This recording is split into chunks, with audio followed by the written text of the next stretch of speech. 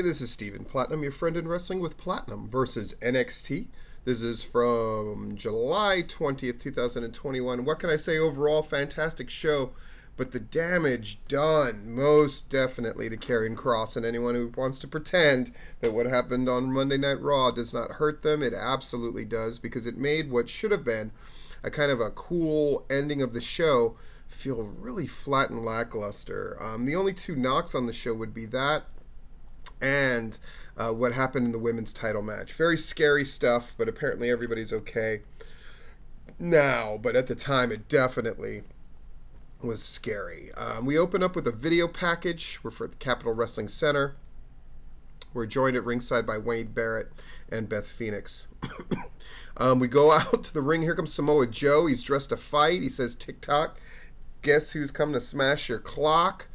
And he's threatening Karrion Kross for choking him out last week. William Regal rushes down and said this is not what he wanted. You can't be calling out superstars. Joe reminds Regal of their agreement. He says he can get physical if provoked. Regal says, though, he entered the ring as a referee and laid his hands on a referee. Joe goes on and says Kross is out of control and needs to be put down. And Joe says Regal has no control of Kross and probably didn't know about his little field trip to Raw. Joe's here to put him down. Fans are chanting for him. Regal says Kross is on his way here, and when he gets here, all hell will not break loose. Fans are chanting, "Let him fight." Joe says because of his respect for Regal, he can guarantee this will be the end of this, but he can't guarantee it will end peacefully. And someone's going to sleep tonight. Drops the mic, exits the ring. We get a video from Zia Lee, who speaks in Japanese, with a promo on NXT Women's Champ Raquel Gonzalez. She's been waiting for this moment. It's the most important moment of her career. Lee plans to do to Gonzalez what she did to Mercedes Martinez, making her the first Chinese NXT Women's Champion. This match will be tonight's main event. Cool. Diamond Mine against Kushida and Bobby Fish. Good match, really good wrestling, advances sort of angles between people. And I gotta say, I'm a touch surprised because Kushida goes on and takes Rust down and gets that pin. So Kushida and Bobby Fish win. Diamond Mine is recovering. We see a video from earlier where LA Knight, the $1 Million Champion, is arriving in his white Corvette with Cameron Grimes, his butler, driving. They arguing about what would have got him here faster, the Corvette or the Rolls Royce. What? Knight orders Grimes to get his bags out, and Drake Maverick tries to help. This leads to Knight and Grimes having words. Knight issues a challenge to Maverick, and it's accepted. TakeOver 36 is announced for August 22nd, which of course is right around SummerSlam. Yay. Get a breakout tournament video package on Odyssey Jones, and we see Samoa Joe pacing backstage, waiting for Karrion Kross to arrive. Frankie Monet against JC Jane. It's what you would expect it to be. Frankie Monet does look really good. That Road to Valhalla finisher, I think, looks really solid. Monet stands tall. Camilla and Stone enter the ring to hype her up, but Monet and Camilla seem annoyed by Stone. Yes, long-term booking. I like it. We see the video from earlier today, and then Mackenzie Mitchell's interviewing Gargano and Theory about last week's loss to Karrion Kross. Gargano is taking the loss really tough, but he's okay. Kyle O'Reilly walks up and mentions how Theory had some words for him on Twitter. He challenges him to a match for later on tonight. And Gargano tells Theory he got himself into this one. He has to get himself out of it. Says he's on his own, basically. Tells Theory to go get him and gives him a jab of encouragement. Theory is a bit confused, and we go to commercial. NXT is going to be on Sci-Fi for the next 2 weeks. Oh boy, what's that going to do to ratings? We shall see. We go to Barrett for a sit-down interview with Bronson Reed. He says how much losing that NXT North American title to Isaiah Scott hurts big time. He's taking it rough. He feels like he let everybody down. And he's going to be wrestling Adam Cole next week.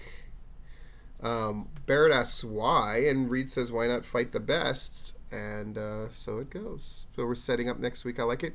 Kyle O'Reilly and Austin Theory. They have a good match at the end of it, a very competitive match, but Kyle O'Reilly finally wins with the heel hook. Mackenzie Mitchell is backstage with Dakota Kai and Raquel Gonzalez, asking about the earlier words from Zia Lee. Gonzalez is kind of no-selling Lee. I don't know why you would no-sell Lee. I would kind of put her over a little bit, but whatever. We're going to have a Mariachi Madness musical with Legado del Fantasma. We go to commercial, we come back. We got the band members in the ring. It starts to get crazy, and then Hit Row goes on. They're rapping insults. It's a very funny segment. We set up the thing between the two of them very well. The Way is backstage now. Gargano tries to calm them, but LeRae points out how things have been horrible for them lately, including their title losses. They all agree about that. Candice asks Austin Theory why he keeps picking fights with people he can't beat. Damn.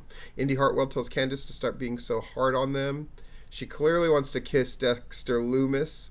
They all argue while Theory shakes his head, grabs his gear, and walks off, and the others fail to notice him leaving. Theory believes the way is falling apart. Commercial, and we come back. Samoa Joe's still waiting for Karrion Kross. Regal approaches him, tells him to relax, but assures him Kross will be here. And Joe says he'll be the first person to greet Kross when he arrives. Regal asks him to keep it peaceful. We got a breakout tournament first round match. Andre Chase versus Odyssey Jones. The match is fine. Odyssey Jones, who had the spotlight earlier, gets the win with a one-arm power slam. That's the new trend, yay? One-arm kind of moves. Strange to me, but whatever. Mackenzie is backstage with MSK, who are the NXT Tag Champions, asking him what's next. They just basically cut a nice promo here. They talk about, they cut to Dayton, Ohio, 2015, and we see Imperium's Marcel and Fabian.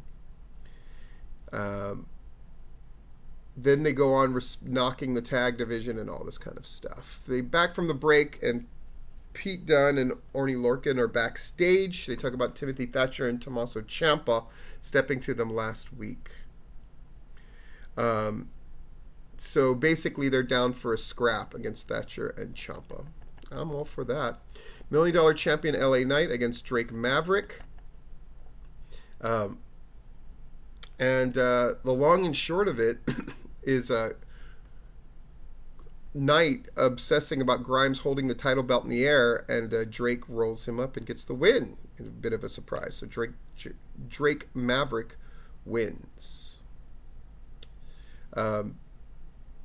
Knight basically wants Grimes to take Drake out, but he's not interested.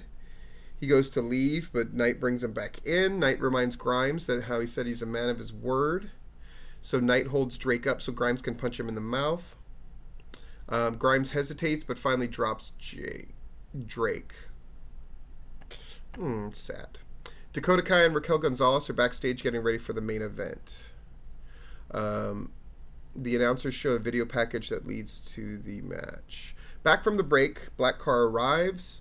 Samoa Joe storms the driver's door, but it's just a random staffer. Joe grabs the guy thinking it's Karrion Kross. He asks where Kross is. He says Kross is already out front.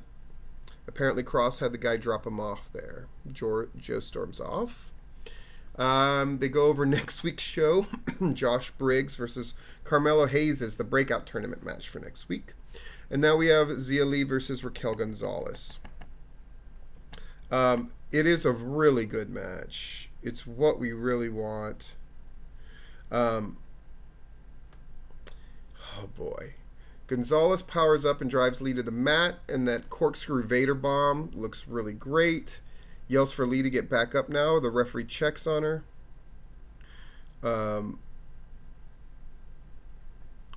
Lee is released by WWE Medical, and then Gonzalez immediately grabs her and drives her to the mat for the choke slam.